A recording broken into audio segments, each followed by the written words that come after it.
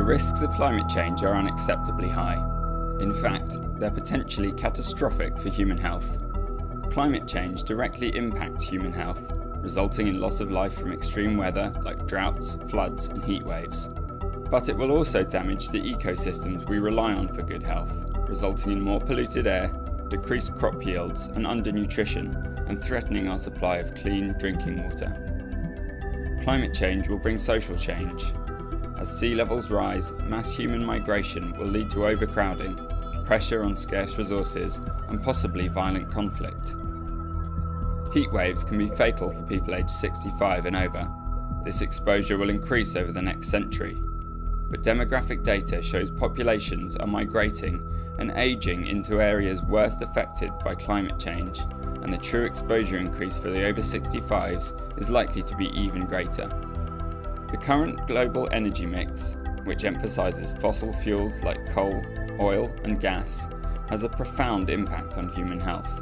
As well as exacerbating climate change, fossil fuels are already causing heart and lung disease directly through poor air quality. The long-term effects from fossil fuels on global climate change will have even greater and more far-reaching effects on human health.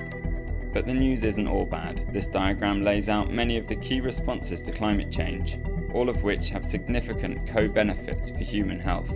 Low-carbon vehicles and active transport like walking and cycling decrease air pollution and carbon emissions, and also decrease obesity and cardiovascular disease.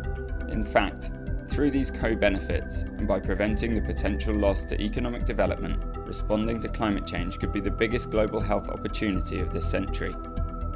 Most people view climate change as a threat, but there's significant variation. Over 70% of the population in Brazil, South Korea and Greece understand that climate change is a major threat, compared to 40% or less in the USA and China. Trends of parts per million CO2 emissions are difficult to appreciate, but increasing asthma rates or exacerbating childhood undernutrition are tangible health problems that people relate to. Whether we respond to climate change, turning the threat it poses into an opportunity to improve public health, is no longer a question of scientific evidence or technological capability. It is now entirely a matter of political commitment. The health profession has a vital role to play in driving this transition, communicating the risks and ensuring climate change policies promote public health. We need to be at the forefront of this issue, helping to create a healthier future.